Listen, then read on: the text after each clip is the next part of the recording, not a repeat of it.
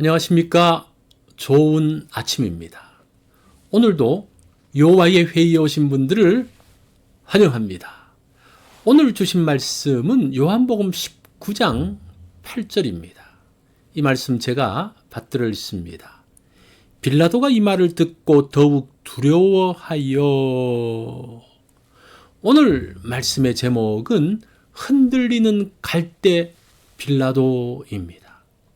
빌라도의 고백이란 연극에서 빌라도가 독백하는 장면이 나옵니다.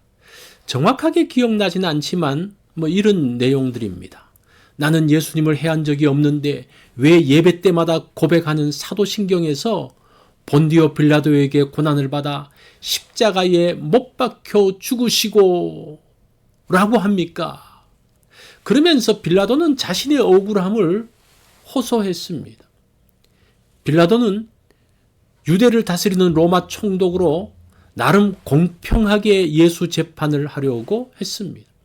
그러나 순간순간 바뀌는 상황에 영향을 받으면서 그의 마음이 흔들리며 결정이 계속 바뀌어집니다.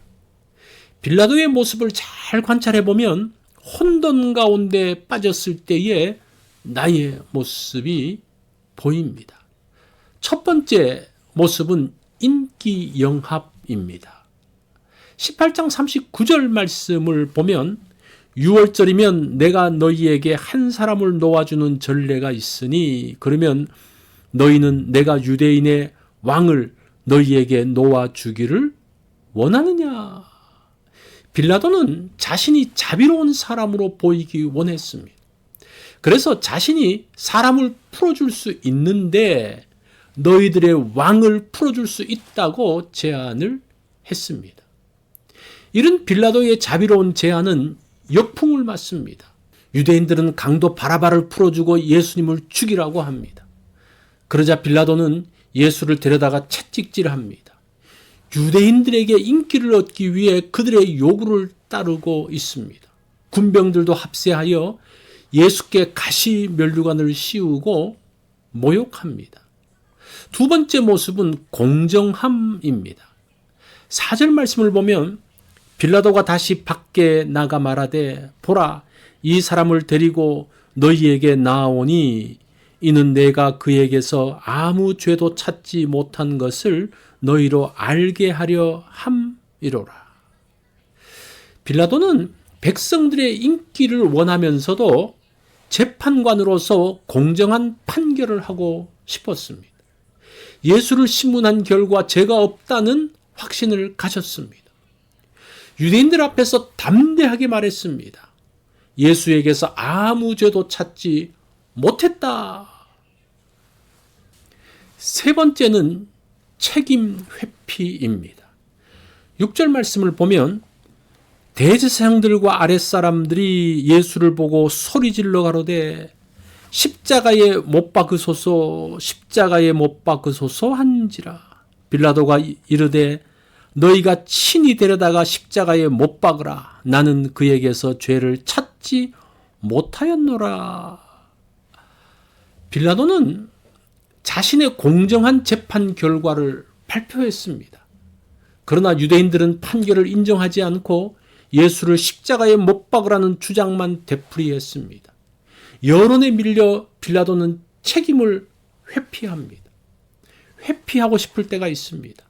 아무런 이익이 없기 때문이죠. 자신의 수고를 인정해주지 않기 때문입니다. 정의가 제대로 평가받지 못하고 있기 때문입니다. 네 번째 모습은 두려움입니다. 7절로 8절 말씀을 보면 유대인들이 대답하되 우리에게 법이 있으니 그 법대로 하면 저가 당연히 죽을 것은 그가 자기를 하나님의 아들이라 함이니이다. 빌라도가 이 말을 듣고 더욱 두려워하여. 예수가 유대인의 지도자 정도인 줄 알았는데 유대인들은 예수를 하나님의 아들이라고 합니다. 사실 여부를 떠나서 마음이 갑자기 이상해집니다. 혹시 진짜 하나님의 아들이면 어쩌지라는 두려움이 생깁니다. 빌라도가 예수께 어디서 왔는지를 물어봅니다. 어디 출신인지를 알면 정체를 알 수 있을지도 모르기 때문입니다. 자신은 십자가에 못 박을 수도 있고 풀어줄 수도 있는 권세자라고 이야기를 합니다. 예수님은 그 권세도 위에서 인정하지 않으면 행할 수 없다라는 답변을 하시죠. 그 말에 빌라도의 양심을 때렸습니다. 갑자기 두려워지기 시작합니다.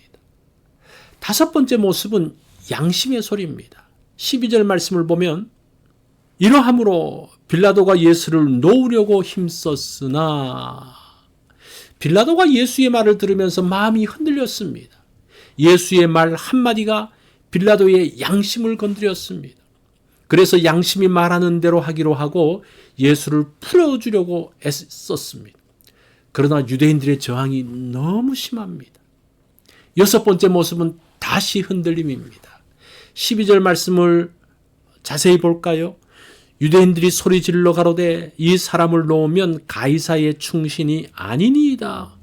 무릇 자기를 왕이라 하는 자는 가이사를 반영하는 것이니이다. 빌라도가 이 말을 듣고 예수를 끌고 나와서 깐 뜰에 있는 재판석에 앉았더라.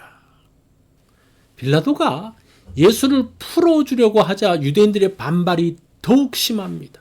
이제 유대인들이 빌라도를 위협하고 있습니다. 자기가 왕이라는 예수를 풀어주면 가이사에게 반역하는 것이라고 말합니다. 이제 유대인들이 이를 더 복잡하게 만들 수 있다는 생각이 들기 시작합니다. 유대인들이 길거리로 나가서 데모한다면 수습할 길이 없어 보입니다. 그렇게 되면 빌라도는 아주 난처한 입장에 들어갑니다. 마음이 흔들리며 심한 갈등 가운데 빠집니다. 마지막 7번째 장면은 굴복입니다.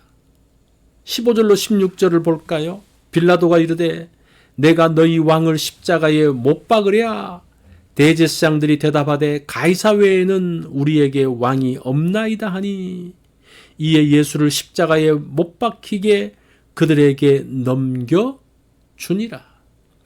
빌라도가 유대인들의 위협에 드디어 굴복합니다. 너희 왕을 십자가에 못 박으랴? 모인 모든 사람들이 그렇게 하라고 합니다. 대제사장은 가이사 외에는 우리에게 왕이 없다라고 말합니다. 예수를 십자가에 못 박겠다는 빌라도의 말에 유대인들이 진정되는 것을 보면서 빌라도는 예수를 십자가에 못 박기로 최종 결정합니다. 이 사건은 단번에 이루어지는 것이 아닙니다. 많은 과정을 거치면서 만들어집니다. 악한 마음에 사로잡히기도 합니다. 그때 하나님께서 양심의 소리를 듣게 하십니다. 하나님의 말씀을 기억나게 하십니다. 그러면서 갈등합니다. 결국 자신이 최종적으로 결정합니다. 자신의 마음이 말씀에 순종하면 바른 결정을 합니다. 마음이 자신의 욕심을 따라가면 잘못된 결정을 합니다. 최종적인 결정은 자신이 합니다. 그 결과도 자신이 책임져야 합니다. 바른 것을 따라가기 원합니다. 욕심과 악한 것을 따라가지 않기 원합니다. 나의 결정이 후세에까지 축복이 되기 원합니다. 사람의 마음은 흔들리고 변합니다. 내 마음이 상황에 따라 흘러가지 않고 말씀에 따라 나아가기 원합니다. 오늘 나의 마음을 말씀 위에 놓아서 말씀을 따라가기 원합니다. 이것이 여호와의 회의에서 주신 말씀입니다.